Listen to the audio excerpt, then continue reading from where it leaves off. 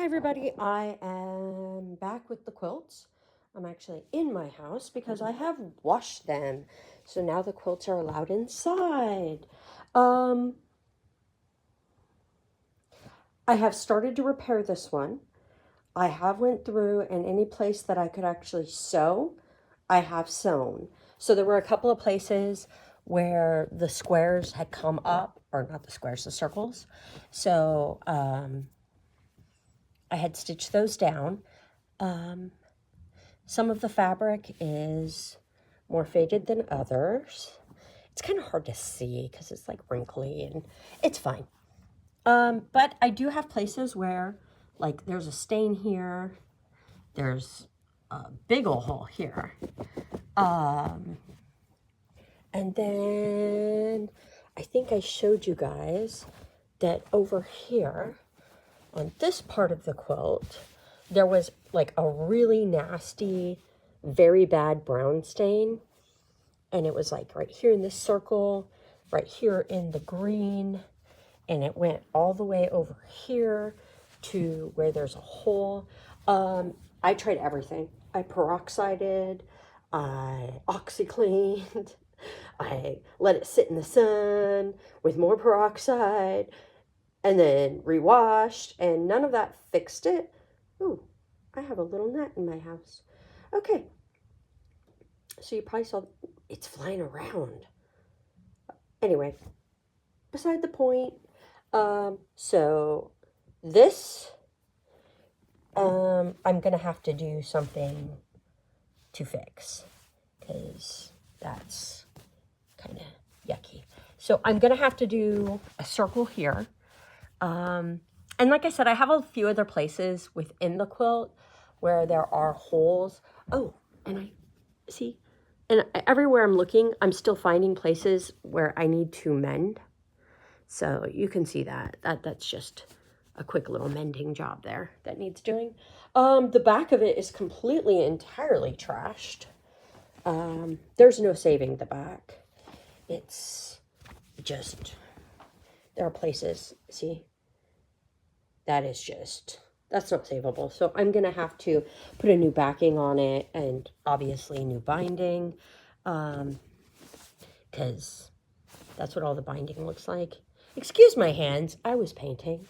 You'll see. I'm doing 2 projects at once. You'll see that painting later. And while I've got you here, here are some of the fabrics that I actually chose to repair the other quilt. I did take them all and I bleached them. So like this was originally black and it went brown. I don't know why it went brown instead of gray.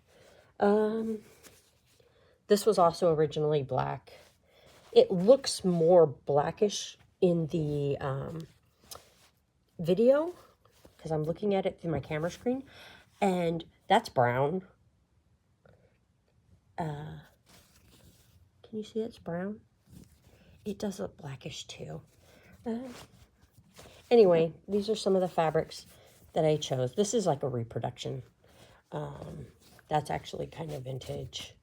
I have some of this and a bunch of just different random fabrics that I chose to pull out and use in the other quilt. So here's some of them. Here's my pile of them. There's my Elmer's glue stick, which, by the way, if you are doing any sort of applique work, this is the product to have. It may seem dumb, but kids washable glue stick, amazing. I'll just say that. It's amazing.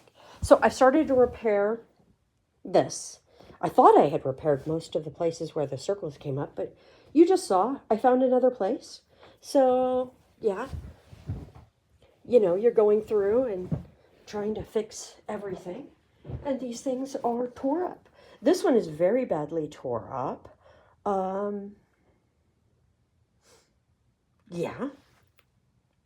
You can see places where I've just hand stitched on more squares. And you can kind of tell because they don't have the lines going through them.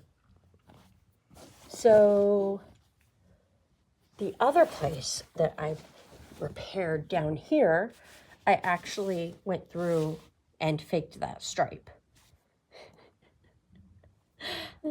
So that it would be less noticeable that that's a repair fabric. Just like over here on these, I restriped it. And down here, I restriped it so that you can't tell that it's a repair fabric.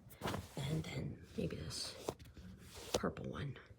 And there were places where it's not, like where I had to stitch just because it was just so tore up. And then other places where I was like, oh, there's a little hole, but I can just kind of work around it. That's fine. And then other places where I just kind of went through and just sewed. Because I didn't want to have to replace every single patch. Because I kind of like it to look patchied. So there's another repair where there was a hole. So the fabric I'm replacing isn't like just like little minor, like little holes. It's actually places where they were just so badly torn up that there was no saving the patch underneath. So like this one will probably have to be replaced because you can see it's got holes here and here and here. And next to it, I've already replaced some. So as I'm going through, I've was like, oh, well, some I can save and some I can't. And kind of trying to decide, because I really like these blue ones. So I think the reason I sewed this and didn't replace this is because I was just going to go in and do like the little circle mending. Because I'm like, it's already got white blobs on it. It'll be fine. It'll blend. It'll blend. And then as you get to the top of the quilt, I have not actually done any repairs here yet. You can see there's just a bunch of repairs. So I'm kind of going through and just hand repairing it. It's gonna look like it's been repaired and mended. There is one place that's really funky, and I did want to show you guys that. And you can see, this isn't me. I didn't do this. Somebody else went through and did some mending and repairing also. So I'm not the first one to have repaired and mended this quilt. So I just want to point that out. That's not me. I didn't machine stitch anything yet. So that's a horrible thing. I'm probably going to have to just patch that one because they sewed it open and it's still fraying. I don't know. But like that one, that's not repairable. A lot of the yellow in places got really bad. But where is it? Give me a second. Let me find it. Where they just totally messed this up.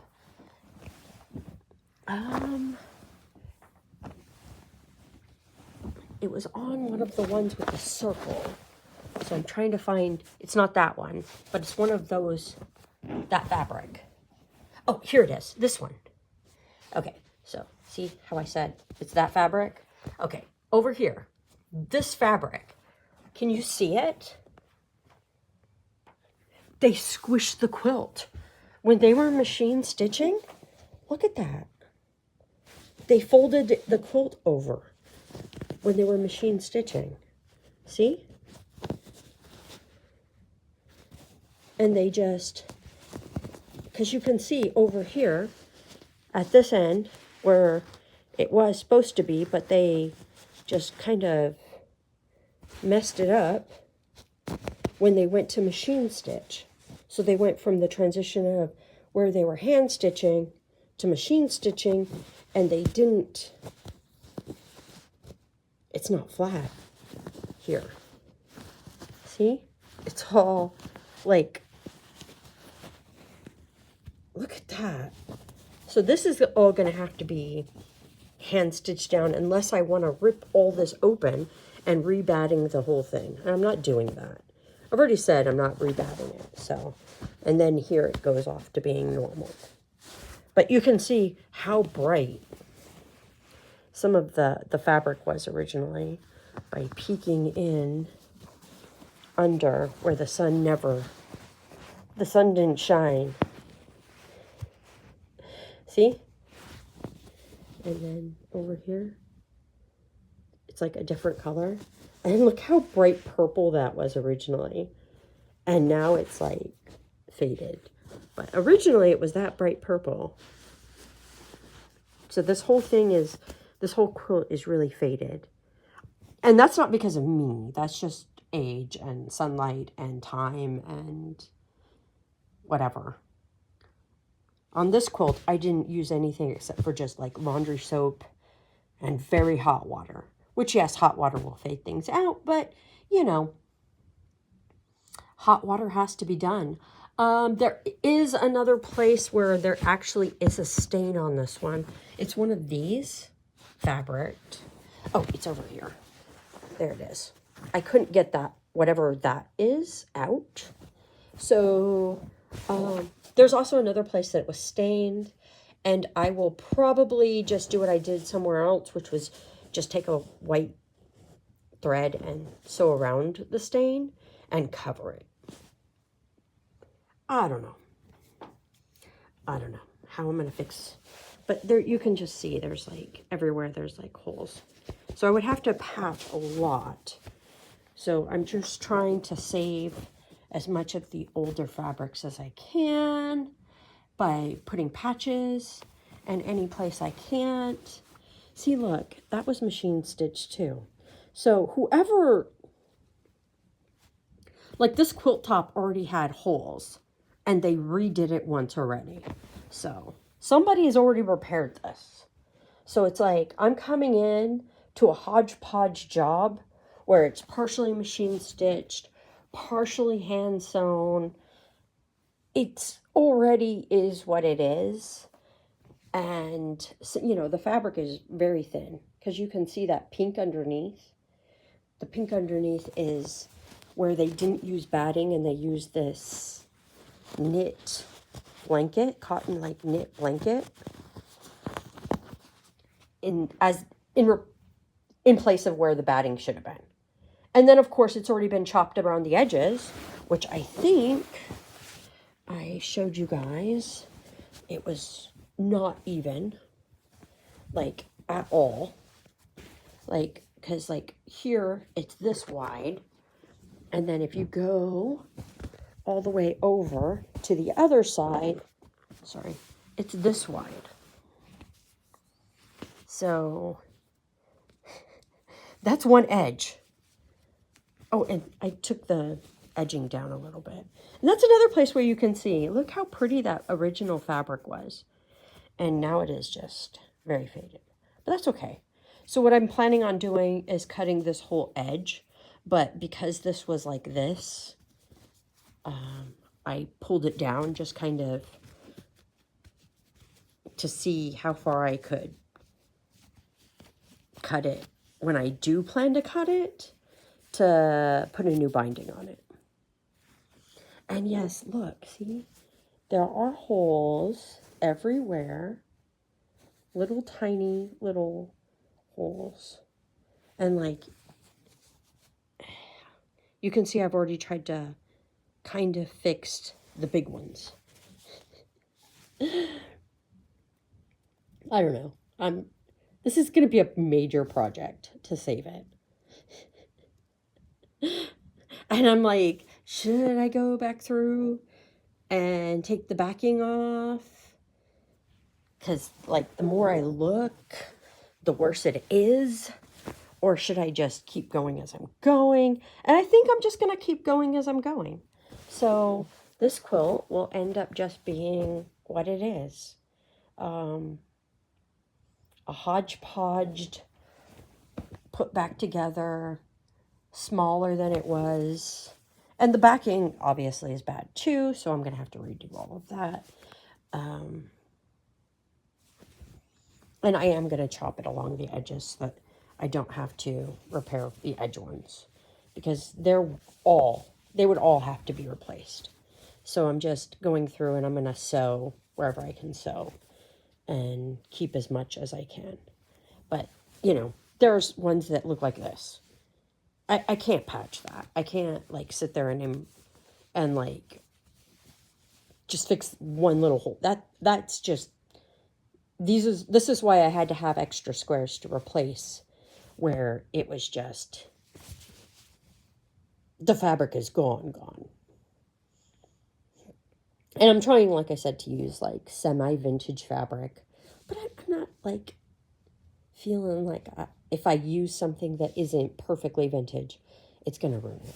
But like right here, I don't have to replace that whole square just for that. I can just go in and just stitch that up and we'll move on. So what I'm going to do is I'm going to, if you've managed to survive listening to me this long, I'm going to go through. I'm going to repair all of the squares. Once I have them all repaired, I am going to put a backing fabric on it.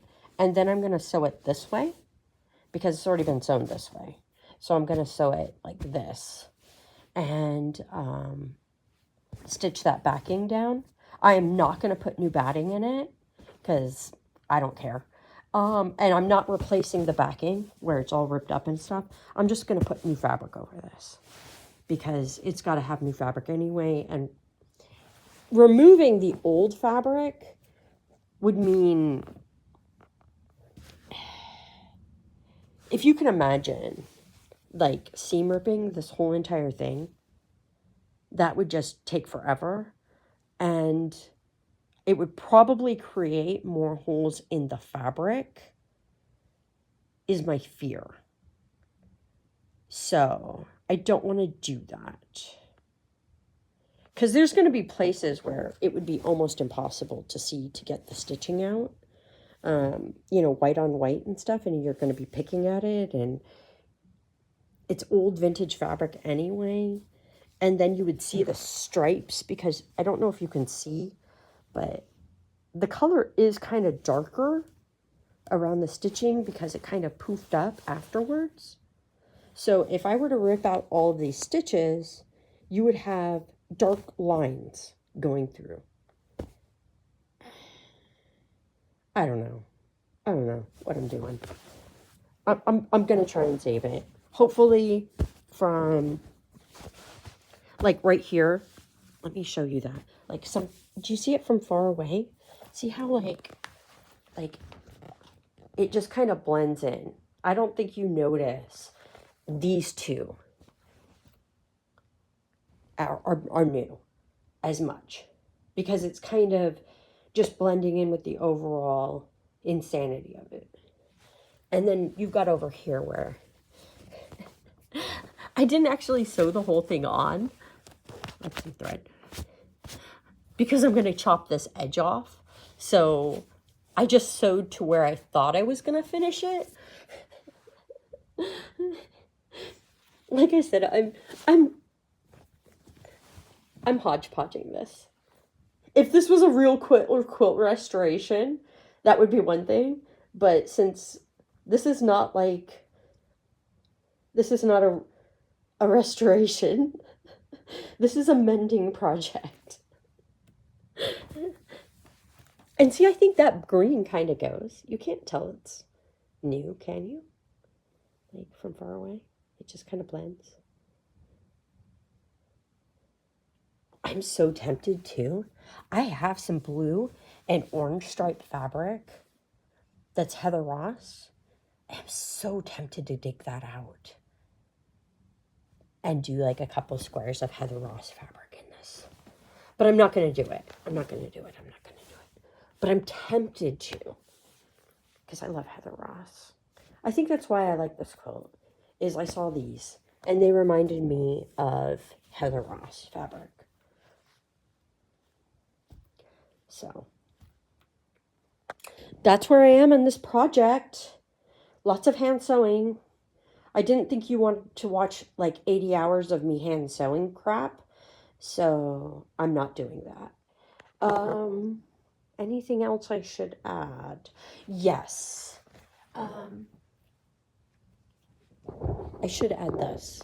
When I am putting a square down, so like say if I were to cover this little area here and just put the square down, after I've, you know, done it like this, and it actually has straight edges, and it was made for this particular spot, which this is not, I almost glue it down. And then I go over it and I sew it so it doesn't wiggle. So if this is like applique stuff. And I just want to throw that out there because people will spend like so much money on like iron-on and all kinds of sewing supplies. And those glue sticks, man, they work. And they wash out 100%. Because if you use basting spray, or if you use some of those iron-on interfacings, they stiffen things up or they don't wash out later. And so I'm just throwing it out there that kids glue stick always washes out 100%. Great for a project you plan to wash. I mean, I don't know if it's great for a project you don't plan to wash, but for washing projects like a blanket, because this blanket, after I'm done, will be washed at like some point because it will be used. So I don't care if it's got some kids non-toxic glue, but like I said, the basting spray, horrible. It's like $20 for a can. And I cannot stress to you how this stuff does not wash out. So you've just basted, like, you spray this like stuff on, and it's like spray glue. It gets all over everything. It's not washable. And so at my old house, I did it on the floor because that was the only place big enough to do a big, huge quilt. And I had an outline from where the quilt was on my floor, on my carpet. And then I went through and I carpet cleaned it. And you could still, like 2 days later, see where that square was because it just kept, the glue didn't come up. It just kept attracting dirt. So, I mean, I had to like go through and just scrub and scrub and scrub. It was awful. It was horrible. And we ended up ripping up the carpet. So, but that house needed the carpet ripped up anyway. So I mean, it wasn't like I ripped up the carpet because of that. I'm just saying that's the only thing that solved the issue. Was that we ripped up the carpet because we had hardwood underneath and we decided to go with the hardwood. Anyway, if you use that basting spray, like put down tarps, put down whatever you got to put down, do it outside. Do not do it in your house anywhere because it will not wash off, which means if it's not washing off your carpet, it's also not washing off your project. Like the inside of your project is all gluey. And who wants to use a gluey blanket? Because again, at least Elmer's glue, you know, it's like non-toxic and it's meant for kids. So, unless you're in California, you won't get cancer from it. That's my PSA for the day. In California, you will get cancer from it. But everywhere else in the United States, it's fine. That's a joke, because California, you know, has the warnings on everything. Okay. Bye-bye.